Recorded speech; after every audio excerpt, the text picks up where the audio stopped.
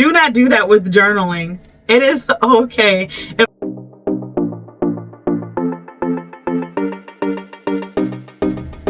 Hello, beautiful people.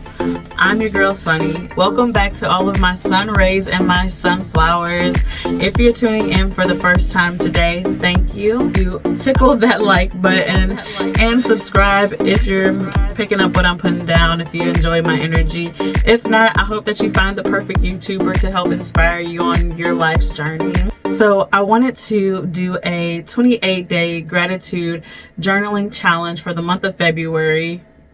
One before I found out that it was a leap year, so it'll actually be 29 days, or I guess a bonus day. With my channel, I want to become more consistent. I've always been told that I have YouTuber vibes or energy, or like my TikTok. A lot of people ask me, do you do YouTube? And I think about, if I would have started YouTube when I was in high school, baby, I would have had the game and gone with it.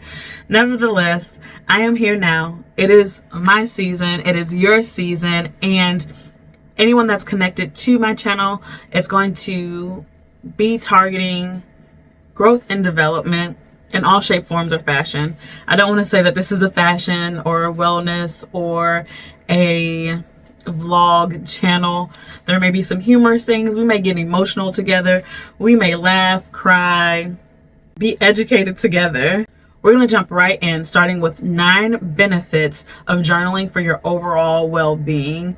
If you're interested in hearing more about any of these bullets that I'm about to mention, comment below and I'll make another video that further goes into depth on these. Number 1, journaling evokes mindfulness. It reduces stress. Journaling helps you achieve your goals.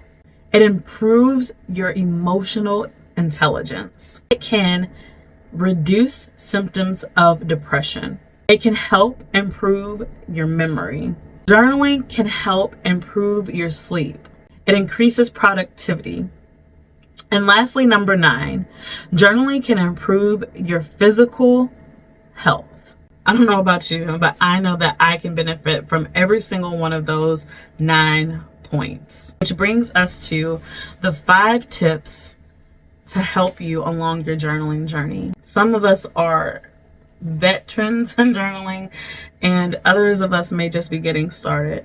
But either way, these are great tips, tools, and reminders to assist you along your journaling journey. Number 1, find time and space that works for you.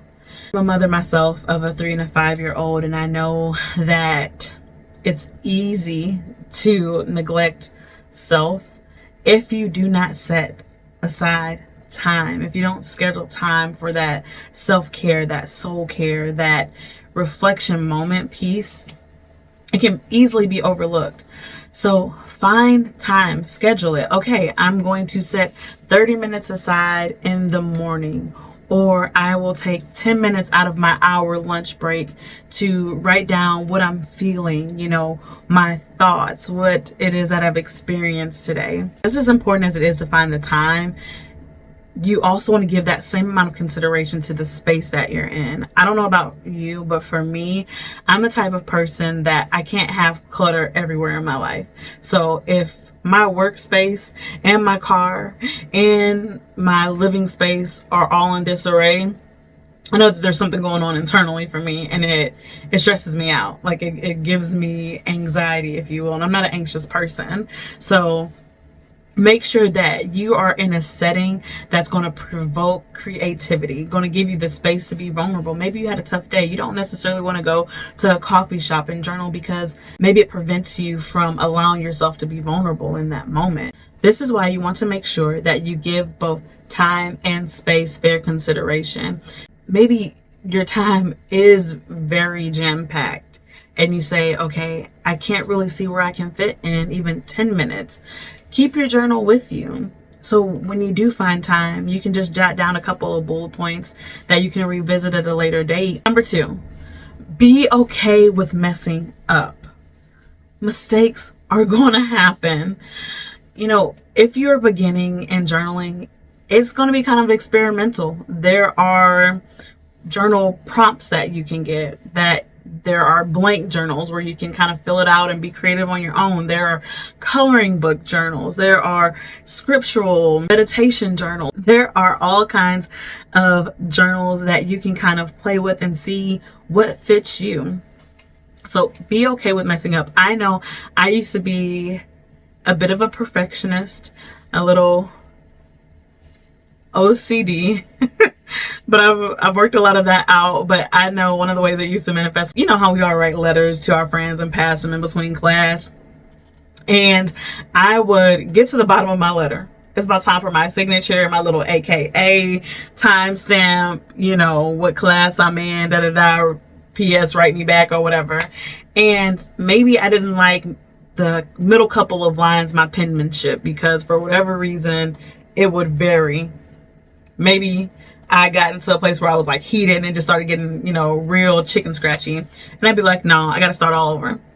And I would literally start my letter all the way over. Do not do that with journaling. It is okay if it's a little chicken scratchy. This is for you. It's your journal. You know, it's not going into a national museum 9 times out of 10. So it's okay to make mistakes, whether that be in your spelling, your penmanship, or even in not completely conveying the thoughts that you want to express.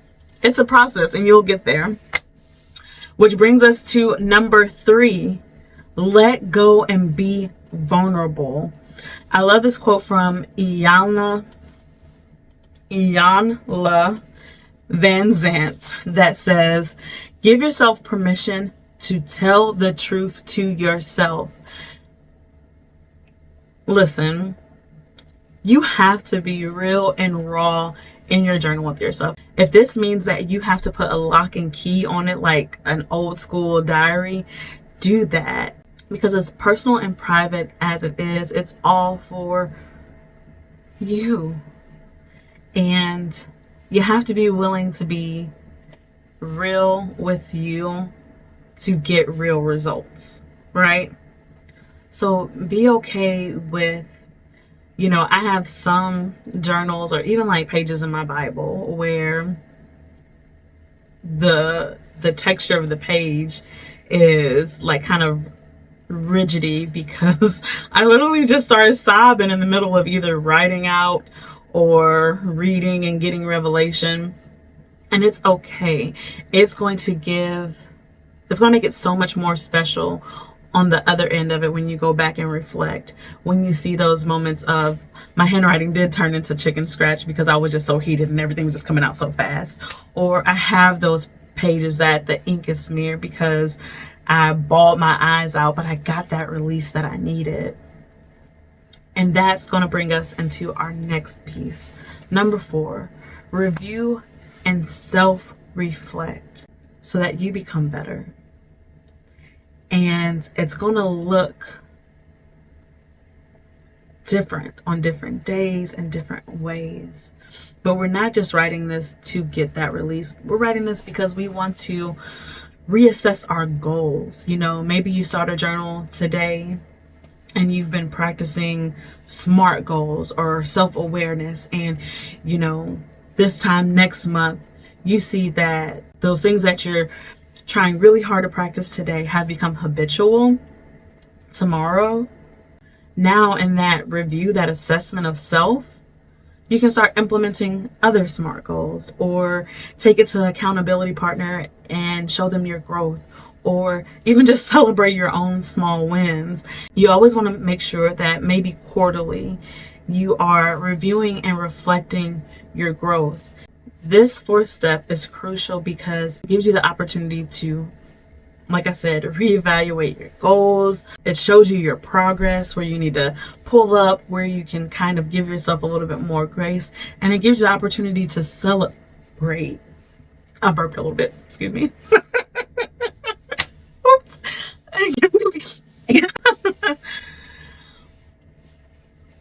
It gives you the opportunity to celebrate your wins, whether those be big or small. Which brings me to our 5th and final tip, which is to have fun. Journaling is not meant to be a chore. It's not something that you want to have to check a box off to say that you did it, like, you know, doing laundry or dishes, or, you know, some people may find joy in those things. I do not. But, or cleaning your car, or, you know, having to meal prep. It shouldn't be a chore. Journaling is one of those things that you're going to thank your future self for, because it really does improve your quality of life in ways that when you begin it, you can't fully understand until you've experienced it. Journaling is a tool, and it's a weapon, and it has way more power than what the fad of it gives. But this is why it should be a thing to enjoy in those moments of high accomplishment in journaling, and those low moments of sorrow and sadness. It's a journey that you need to buckle up and ride the waves. When it comes to journaling, I like different colors because it also grabs my attention. Maybe I make this bullet point in pink. Maybe I make this bullet point in lavender. But that's fun for me. There are people that like the prompts to journal with. There are people that like the coloring. There are people that like the blank pages. There are different templates you can use. You can journal about self one day, and maybe when you first get your journal, on every 10th page you put a dad joke like, why couldn't the bicycle stand up on its own? Because it was too tired.